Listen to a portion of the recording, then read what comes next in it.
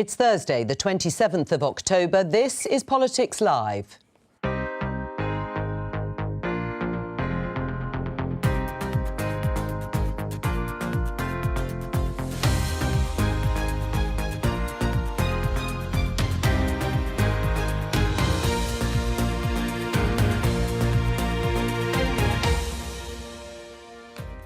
Joining me today, Conservative MP Tim Loughton, Labour's Stella Creasy, Professor Nicola Rollock of King's College London and Conservative commentator Albie Amankona.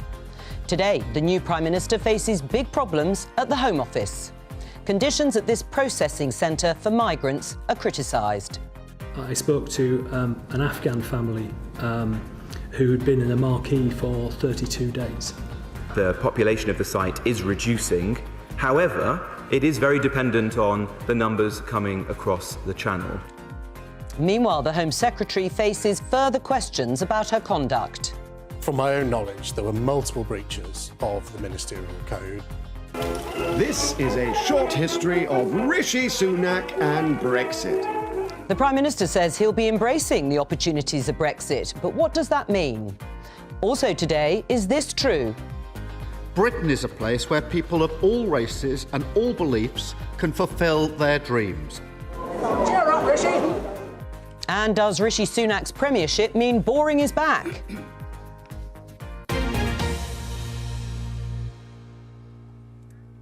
Well, let's pick up on that final headline. This is the headline in The Independent. Boring is back, from Michael Gove, who's made a surprise return to the Cabinet as Levelling Up Secretary. He was speaking at the London Club Awards last night and said he was grateful that after 12 months of turbulence, after a rolling news buffet, an all-you-can-eat story extravaganza, that boring is back. Is it, Tim? I do hope so.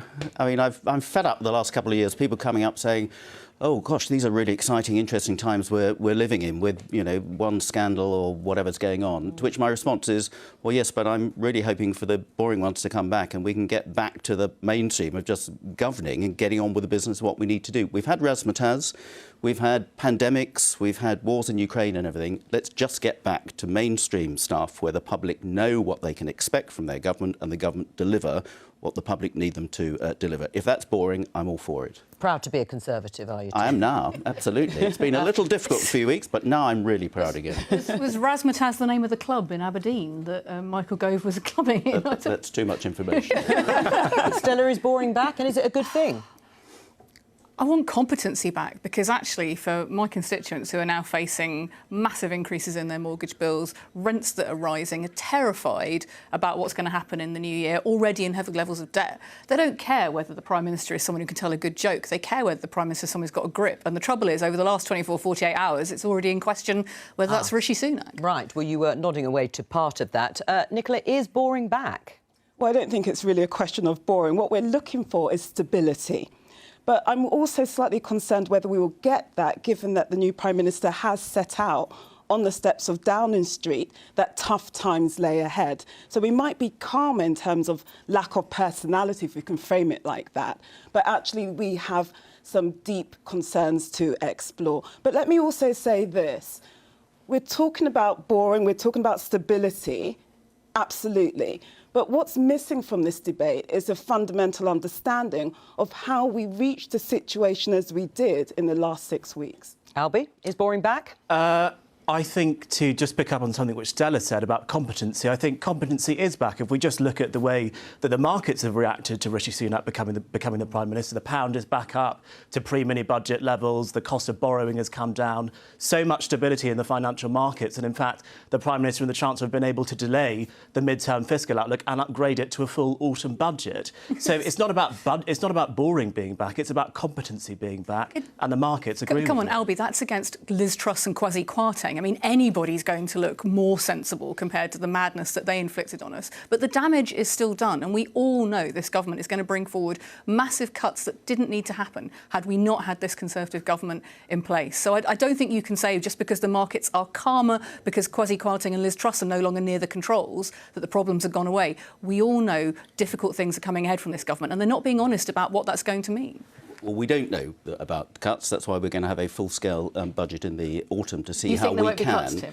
I don't know. I mean, there are various ways of dealing with this problem, and one, first of all, has got to look at it in an international context. This is not something just happening in the United Kingdom. But do you agree with Stella that it was made worse? The situation was made worse by the past 7 weeks. The instability and the uncertainty of the mini-budget, which was not accompanied by a proper laying out of how the figures add up, was absolutely a mistake. The new Prime Minister said as much yesterday. We are not going there again. But as we've heard from Albie, markets have responded with much more confidence. Yep. The pound is back to where it was, above where it was before that budget, and borrowing's come down. In the short term, some damage has been done. We've got to rectify that, and we will, and set out the course for the next couple of years. There is another but, which I think Stella was implying, and that is the reappointment of Suella Braverman. She was Home Secretary. She was forced to resign, and now she's back, despite the fact that she was found to have broken and breached the ministerial code. And the former party chairman, we heard him there, Jake Berry, being interviewed, said actually there have been multiple breaches. Some of your Conservative colleagues are concerned about her, and certainly Yvette Cooper for the Labour Party is raising these concerns as a serious matter. Are you comfortable with Suella Braverman as Home Secretary? Well, one would expect Yvette Cooper to raise questions. That's her job. I haven't seen exactly what Jake Berry is referring to. It's slightly odd. He makes the comments he has the day after he's just been sacked. I want to see a competent Home Secretary getting on with the really urgent jobs, starting with the Channel crossings, which we're going to come on to cross. And is that person Suella Braverman with question marks? And I hope it's Suella Braverman, because when she took on the job initially of Home Secretary, she identified that as the top priority. She's got to deliver, and there's got to be transparency. And if there are any underlying questions still there, they need to be cleared up and answered very, very quickly. But the Prime Minister has confidence in her. I trust his judgment. I wanted to get on with the job. All right, well, let's stick with some of the issues that she has to deal with. I can show you, I think, the front page of the Daily Mail, which says Rishi's migrant crisis headache. These are concerns after evidence that was heard by the Home Affairs Committee yesterday, including by you. You sit on that committee, Tim Loughton. It set out several very serious problems with the asylum system, as we heard in the headlines, issues particularly around the conditions at the asylum processing site at Manston in Kent. This was evidence from David Neal, the Chief Inspector of Borders and Immigration, who visited that site on Monday. It led to an urgent question in the Commons this morning from the Labour MP and chair of that Home Affairs Committee, Diana Johnson. Let's take a listen.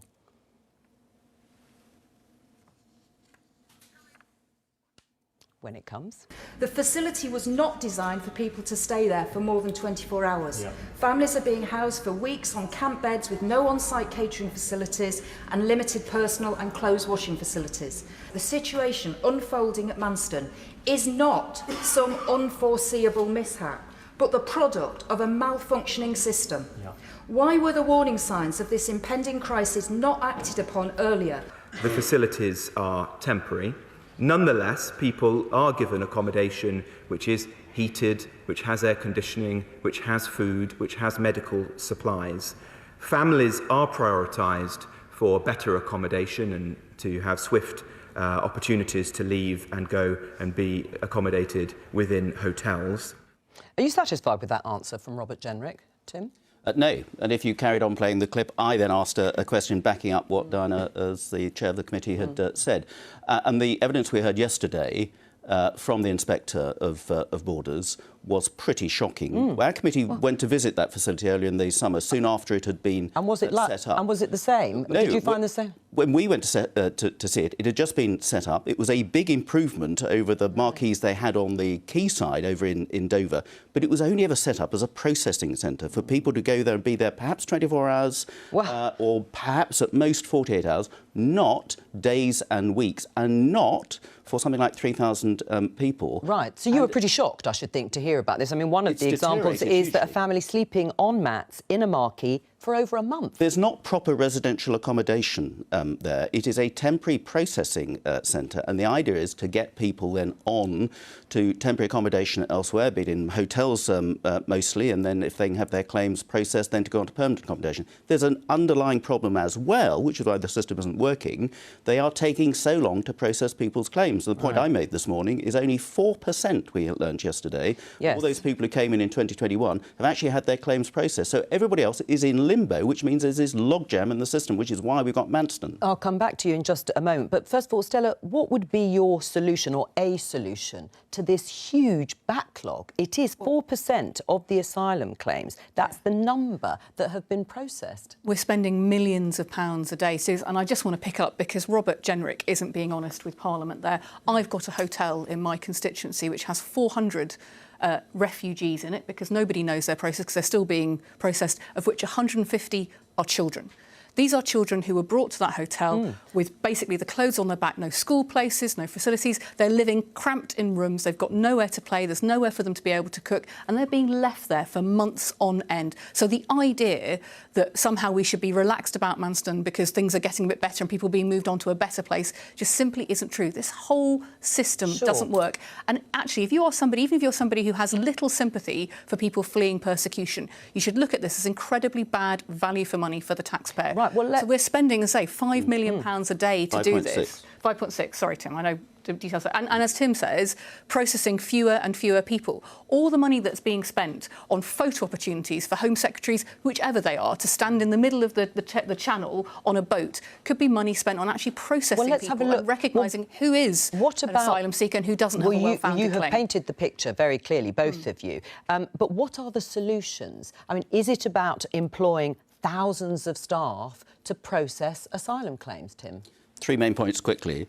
The upstream solution is to make sure they're not coming across the channel in the first place. That's a much bigger issue that involves the let's concentrate on the backlog that we're looking at Secondly, the only practical solution, which is controversial, which hasn't started yet, may never start, but it needs to, is a Rwanda situation where if you come across in a small boat, it is a lottery as to whether you end up, if you have no claim, in a hotel in Kent or on a plane to Rwanda. That will deter people from coming. That's the and the backlog? Problem. How do you deal with the backlog of people here? The downstream problem is they are not processing those claims quickly enough, and they are not able to remove people who are turn out to have no claims, and they are taking years because of the frustration of appeals and going through the court systems, many of which are saying, no, you still don't have a claim to be here. That's why we have these backlogs. And the people who are missing out are those genuine asylum seekers, genuinely fleeing danger in countries overseas which are going through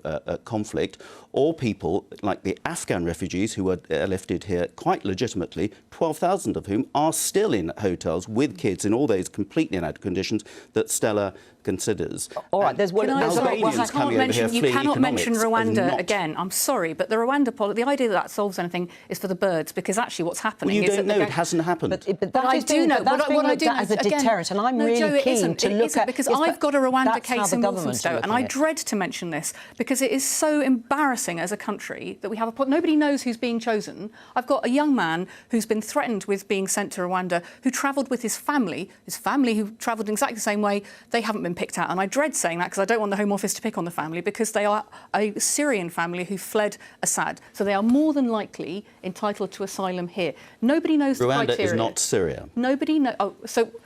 But you don't think they have a well-founded fear of persecution then? Come on, Tim, you're better than this. One individual family does not mean you could not come up with a scheme that might deter There is no criteria. There is no criteria, no clarity. Tim and Stella, hang on. I'm going to bring in our other guests, because as you can see, the solutions are difficult to find. And if we go back to the backlog in the system and why people's claims are not being processed, looking at this, Albie, what do you think the actual problem is here? Look, the Home Office not being able to process immigration forms, whether or not that's a passport for some of Stella and Tim's constituents or whether or not that is for refugees that have crossed the Channel, is not exactly a new thing. The Home Office has been a dysfunctional department for as long as I have been involved in politics. And perhaps now that we've left the European Union, we've got more control over our migration, perhaps maybe we need to look at actually reforming the Home Office fundamentally, maybe splitting migration out of the Home Office completely. But ultimately, Tim is absolutely right. There are 38,000 people who have crossed the Channel so far this year. And ultimately, what we need to be focusing on is how can we bring those numbers down? Is that what you would focus on? I'm convinced by that, actually. And you're right, there's been a backlog for some time, and this is it's a contentious issue. But my understanding is that actually Home Secretaries have not been appearing when called in front of the Home Affairs Select Committee. So if we really are committed, as the new Prime Minister is indicating, to integrity, to accountability, to professionalism, then we must see a situation where Home Secretaries are brought before the Select Committee to give explanation and account of what the current situation is. We also need to learn from what is working, because one of the questions, Tim, that I think you need to trouble with, and we're going to come to these consultations, why is it we're not threatening people from Ukraine with being sent to Rwanda, but we are saying that it's acceptable for Syrians or for people from Afghanistan? What we've done with Ukrainians is learn the value of community schemes and community sponsorship and how you can work to integrate people. Because what I'm really concerned about those 150 children is safeguarding. There are children going missing from Manston. Are you comfortable that we are doing everything we can to protect the children who've come to this country free from persecution? So in which case, community sponsorship is also a cheaper and more effective way of working. Let Nicola come back and then I'll come to you, Tim. Just briefly to echo what Stella is saying, actually I think that's a really fundamental issue. We cannot sit and pat ourselves on the back and call ourselves a democracy when we are levelling out fairness and justice unevenly to the most vulnerable in society. Tim? The problem is, at the moment, we have a shortage of accommodation. We have a shortage of accommodation for people living here wanting to get their own independence. We have cramped accommodation. Stella and I have cases every day of the week from our own constituents about that.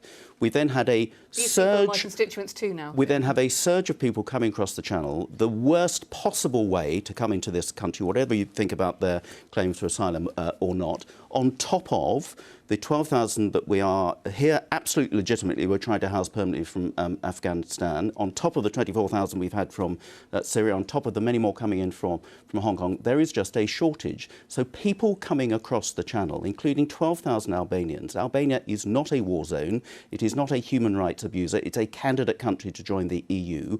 They are jumping the queue for people who legitimately need safety and support and help in this country. That is what is wrong. But we've got to be tougher and they've got to be removed much sooner. But is one of the solutions, though, there is one of the solutions to expand what the government calls safe and legal routes. If you look at the figures here, resettled refugees, and these are refugees that come via the very official channel of the United Nations, we do very well, 24,700 compared to Sweden at 20,900. But if you have a look, Tim, at the figures for refugees resettled and granted asylum, we are much further down the table compared to a country like Germany. It comes back to these asylum claims being processed efficiently. Hence the backlog, hence it's exacerbated by people coming across in those small boats. We don't yet know whether Rwanda might or might not work because it's never actually been put into place. Is there a problem, which I think Labour governments had a problem with too pre-2010,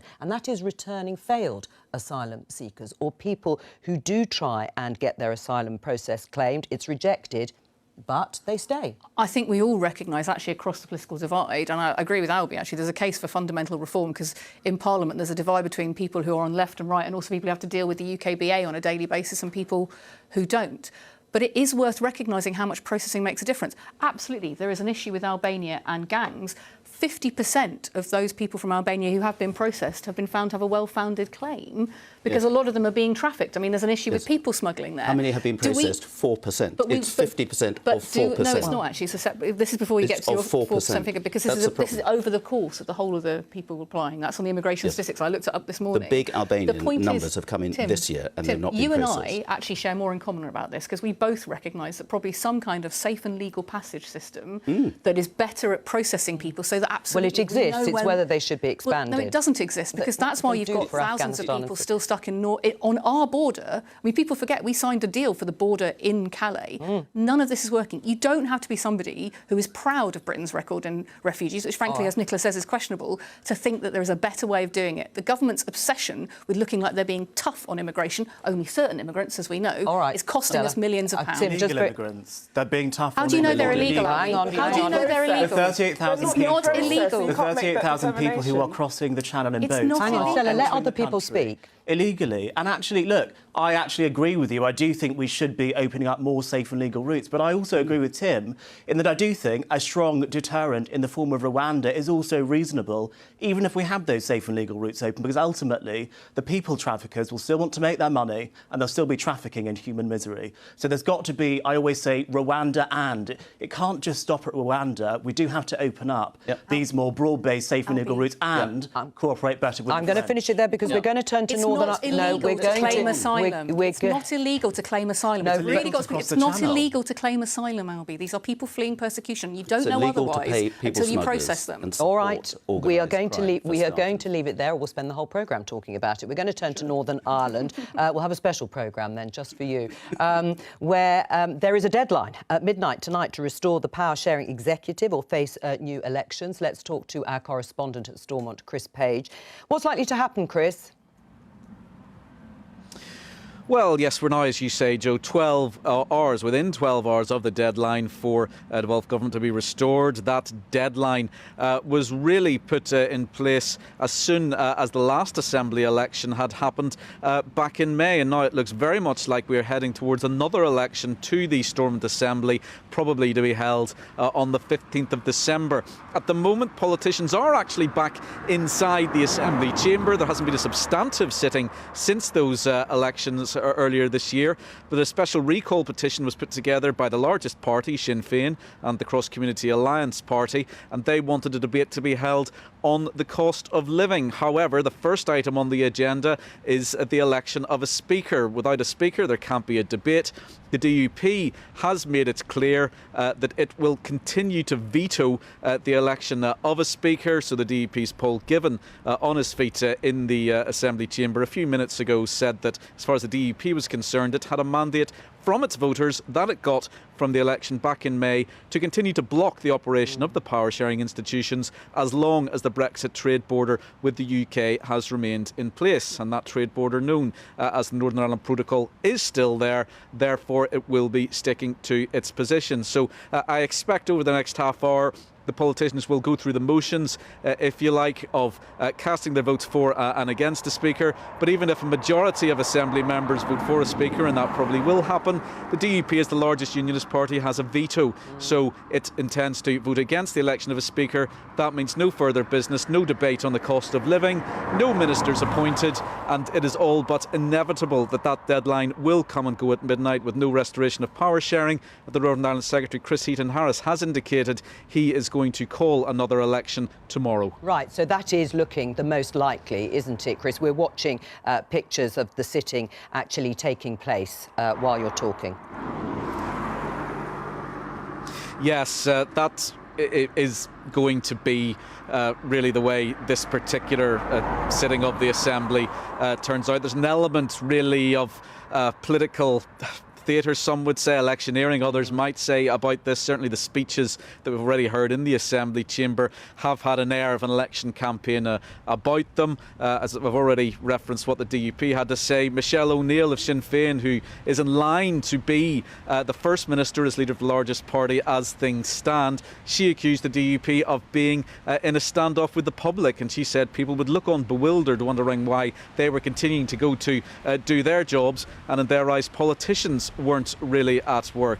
The leader of the Cross Community Alliance Party, Naomi Long, said that the whole problem was the way the institutions operated, that they needed to be reformed so that, for example, one party, the DUP, couldn't have the power on its own to stop the political institutions from operating at all. And that may well come into the debate down the line, probably after an election, if we get a similar picture in that election to what we got in May, where Sinn Féin won the most seats for the first time, replacing the DP as the largest party. But there was also a surge in support for the Alliance Party. They moved from 5th place into 3rd, more than doubling their seats. That party that designates as neither unionist nor nationalist. I think it's fair to say there's very little public enthusiasm indeed for an election. Indeed, none of the parties particularly want it either. For starters, they've got to finance another election campaign.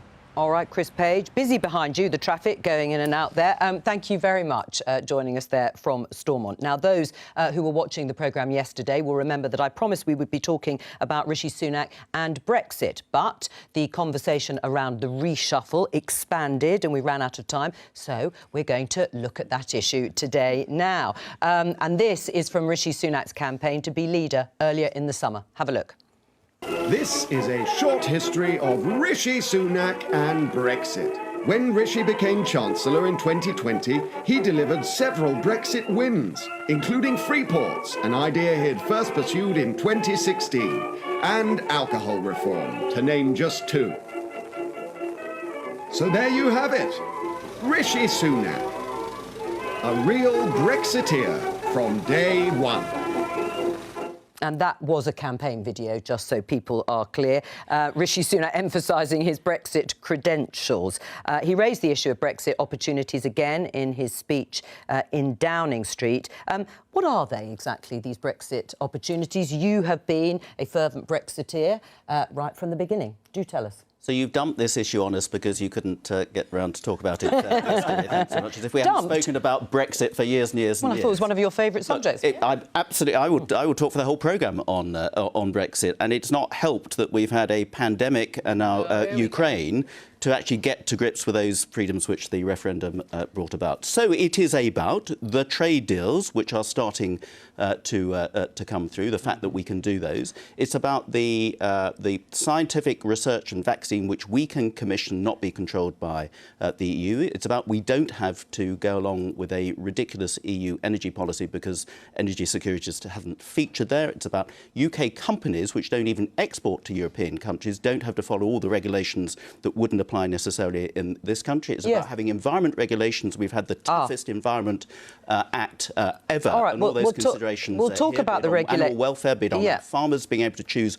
to grow those foods which are most Tim, as you know, a lot of people will see that as removing those regulations and those environmental standards. More broadly on your issue on trade, I mean, the latest Office for Budget Responsibility analysis of the effects of Brexit suggested that the trade and cooperation agreement with the EU would reduce long-run productivity by 4% relative to remaining in the EU. The trade deals that have been done thus far don't come close to that. Do you accept it? Because we've only just started, for goodness sake. Well, we left the EU in 2016. Yes, and then what negotiations were able to go on during a pandemic and now during Ukraine? We have a few additional trade deals. We have rolled over more than 70 trade deals that we had within the EU. We're continuing with India, the 5th largest economy in the world. We have several trade deals with individual US states, which are their economies are larger than whole countries as well. Stella's laughing. Why are you laughing? Labour wants to make the most of Brexit and make Brexit opportunities work. And I say this as somebody who is both the chair of the Labour Movement for Europe and very clear that this is not about rejoining the EU. But we have to be honest with the public. There's only problems caused by Brexit and then the question of how quickly you can fix them.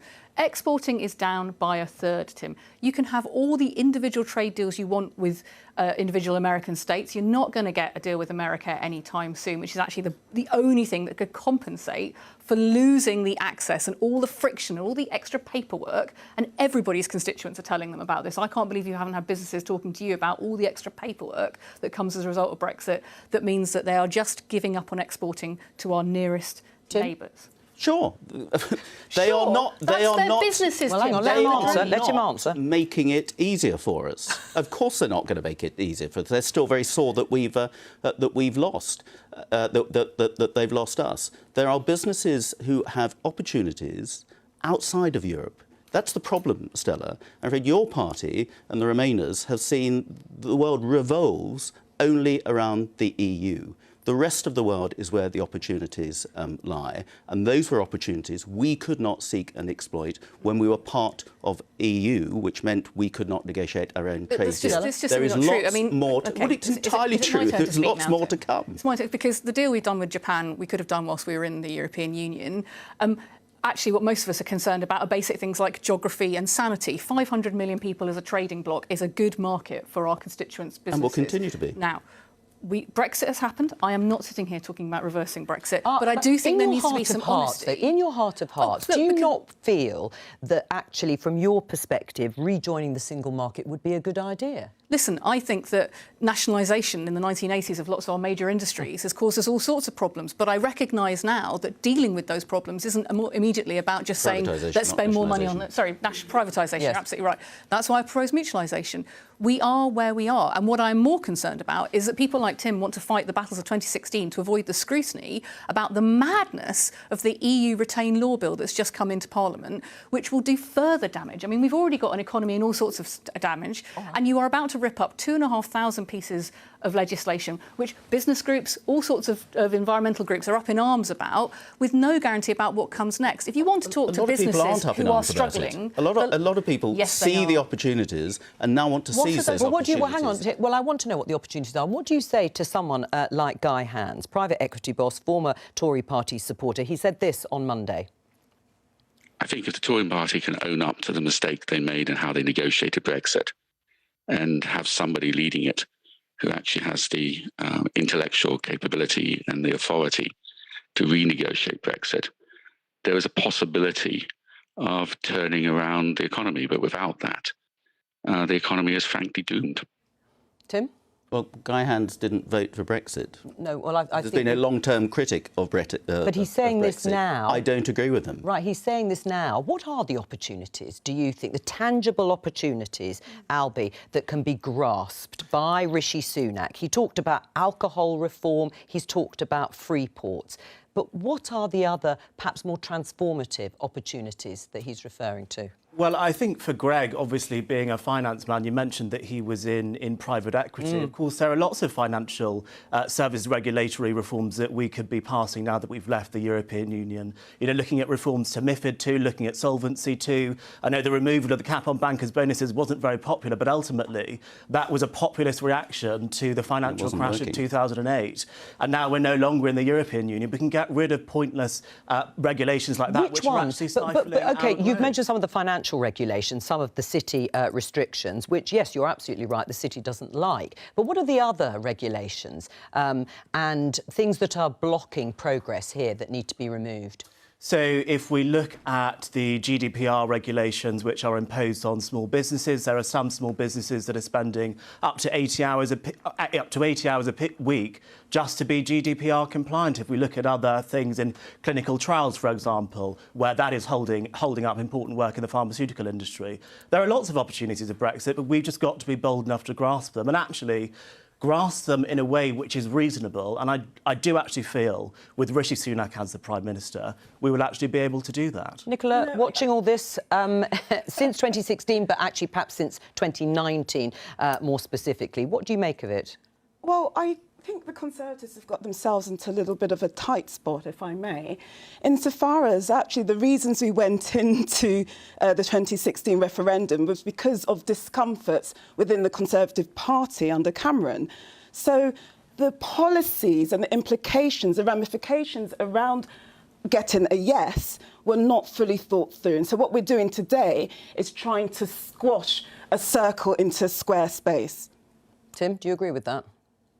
Well, it was the public who voted for Brexit in 2016, whatever the situation within the Conservative Party. And many of us went out of our way, spent several years travelling around Europe, speaking to politicians to get a reform package which would have allowed us to stay within the EU and to settle that argument, I hope, once and for all. Cameron completely blew it. They didn't agree, so the referendum was the only option. That's where it came from, and now there are opportunities that we need to make the most of. Let's talk about something else, because Keir Starmer, the Labour leader, celebrated Rishi Sunak's appointment as the first British Asian Prime Minister yesterday at PMQs. Let's listen to what he said. The first British Asian Prime Minister is a significant moment in our national story. And it's a reminder that for all the challenges we face as a country, Britain is a place where people of all races and all beliefs can fulfil their dreams. Do you agree, Stella?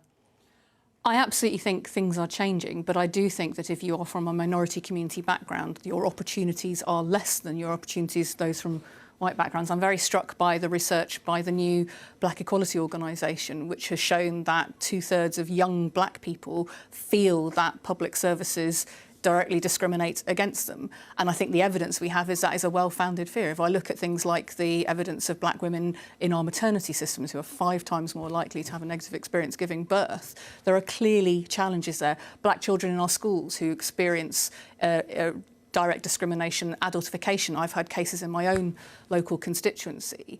And I think one of the challenges for us is undoubtedly Rishi Sunak's appointment as Prime Minister is a landmark moment, and we should celebrate that. But it also reminds us how much further we have to go. My worry is that conversation isn't happening in the mainstream, and we would all be better off if it was. You've written a book, you've got it here, The Racial Code, Nicola. It discusses everyday racism and microaggressions, some of the things, actually, that we just heard from Stella. Is there a massive gulf between the experiences that you have documented in your book and the appointment of the first British Asian Prime Minister? So look, I think, of course, we have to recognise that this is a historic moment, the first British Asian Prime Minister. But the rhetoric, and let me put a very firm full stop after that sentence, but we also have to look at the rhetoric across the media and across social media in the last few days. And the rhetoric has very much been one of we live in a meritocracy. If this individual can make it, then anyone can make it. And I think that's profoundly problematic. That's my first point. Because Why do you think it's profoundly problematic? Because we don't live in a meritocracy. And as Stella's just pointed out, there's a series of data that show that we have inconsistencies in terms of outcomes for different ethnic minority groups. Now, let me be clear, and these are some of the issues I explore in the book, but let me be clear, not all of those inequalities are due to, say, racism, but we don't have mature debates about this subject in a transparent way. And there is a second point. And the second point is about nuance, and this is what I am attempting to do in my book, is that actually we've been really selective about the way that we are recognising Rishi Sunak's ethnicity. And so let me just explain what I mean by that. At the point at which he's made Prime Minister, we jump up in celebration of his ethnicity and his faith. But if we rewind slightly and hold on to that same lens, so we're looking at his ethnicity, looking at his faith, actually what we saw in the Conservative leadership contest was that someone who's qualified, experienced, and had a significant role, obviously as Chancellor of the Exchequer, lost out to someone who is a white woman and lacking in qualifications and experience. First of all, the reason why Liz Truss won the Conservative leadership election isn't because she's white, it's because she was selling the Conservative Party fairy tales about tax cuts and being able to borrow and there being no problem whatsoever, and that has been roundly disproved as a complete disaster. So I just want to address that point first. Second, the second point I will make is about the media coverage. Now, actually, some of the media coverage that I was seeing from left-wing newspapers like The Guardian and The Independent were actually talking about it in a similar way to how Rupert Huck was talking about it at Labour Party conference a couple of weeks ago, about it not being a true win for diversity because he's not actually properly Asian because he's a wealthy man who went to a private independent school. And actually, I think one of the things which is really important when we're talking about race relations is that we don't just lump all people of colour into that people of colour band. Absolutely. If we actually look at employment and educational outcomes, British Asians outperform white British people. Well, no, let me take you up there, because it's not accurate. Can I just finish my point and then please do rebut it if I am wrong? It's actually, and if we look at the communities that do need the most help, we're looking at people like the British Caribbean community. So I think looking at things through this lens of white people have all of the privilege and people of colour are reliant on people's goodwill and don't have any privilege whatsoever and can't make it in this country is wrong. And I think Rishi Sunak does actually show that you can make it in this country regardless of what your race is. So let me be absolutely clear. I did not say that, you know, a white woman made it because of her privilege. That's not the point I was but making. That's essentially I was making a slightly more nuanced point. And my point is that if we're going to look at and celebrate Rishi Sunak as the first British Asian Prime Minister, we also have to look at the full picture. This is not Woolworths pick and mix. We can't just take the bits of the racial dynamic that we're interested in and make us feel good and ignore what happened prior to that. And to your point about disaggregating groups, I completely agree with you. Of course you must disaggregate groups. But you've just talked about British Asians doing well. So falling into your own trap. We actually know when we look educationally that British Indians tend to do well as compared to, say, Pakistanis and Bangladeshis. So again, my point is about nuance. My point is about having a mature debate about these issues. Tim, you've listened to the debate here between these two. When you look at Rishi Sunak, it is a huge symbol of the diversity that you heard Keir Starmer talk about. But does it really represent the experience of everyday things that happen to people from ethnic minorities? Does it immediately lead to improvements in outcomes for people who come from ethnic minority backgrounds? I think it sends an important message and it sets an important example. And the experience across the whole of society is very mixed. And I think we need to, you know, the study that Nicola was part of into the Metropolitan Police and whether there is inherent racism there are some serious problems there. There are various groups of people from ethnic minorities who are excelling. But there are those who are absolutely left behind in health outcomes. We've just had Baby Loss Awareness Week, stillbirths, which is something I've done a lot with, impacts onto ethnic minority women far higher than others. So it's a really mixed picture. But it wasn't just about Rishi Sunak. So Rishi Sunak as our first British Asian Prime Minister, great. But what I'm far more excited by is actually he's really rather good. He's really competent, he's impressive, and he's been successful. And I think he's going to bring those skills to bear on running the country. If you look at the lineup for the first leadership contest we had, out of those 8 candidates in the Conservative Party, 4 of those candidates were from ethnic minorities and 4 were from women. And nobody butted, 4 were women. Nobody butted an eyelid because actually we've got over that in the Conservative Party. We can produce that sort of talent. They might happen to be black or they might happen to be women. So what? The Labour Party could never produce 8 candidates with that degree of skill, competence and diversity. Well, I must let Stella answer that and then I'll come back to you. Yeah, I'd love to hear who they are. The way you're talking about it reveals how much further we have to go because everyone's desperate to put somebody in a box rather than recognise the layers and what people might call the intersectionality of the challenge that we face here. It is perfectly possible and, you know, women have experienced this. The idea that once you've got one woman, the whole problem's fixed. People saying, well, we had Margaret Thatcher, so somehow we don't have gender inequality.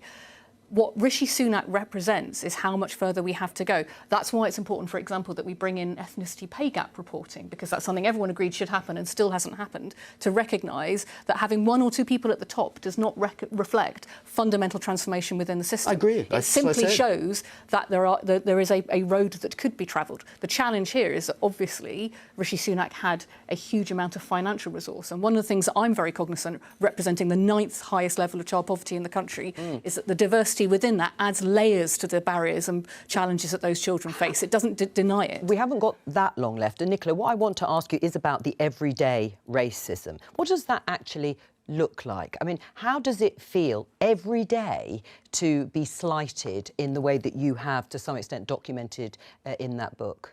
Well, what it looks like, and if I might include in my response comments back to Tim, it looks like being slighted or missed for a position for which you're more than qualified for someone who isn't qualified. And what I'm seeking to do in the book is to move beyond, acknowledge, of course, there are overt forms of racism which we're familiar with. And I think everyone obviously will be familiar with the racist murder of George Floyd back in 2020.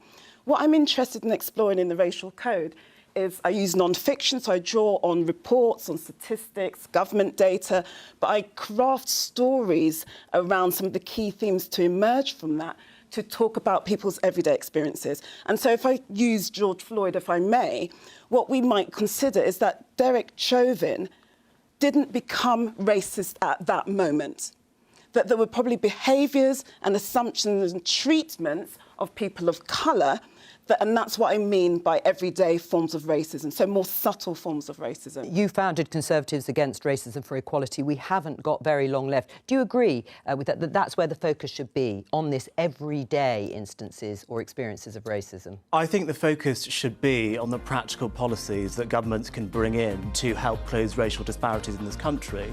And I hope we'll hear something from the new Equalities Minister, Kemi Badenoch, on the Inclusive Britain strategy soon. Thank you, and thank you to all of my guests for today. I will be back tomorrow with Politics UK at 12:15 here on BBC Two and on the BBC iPlayer. Bye-bye.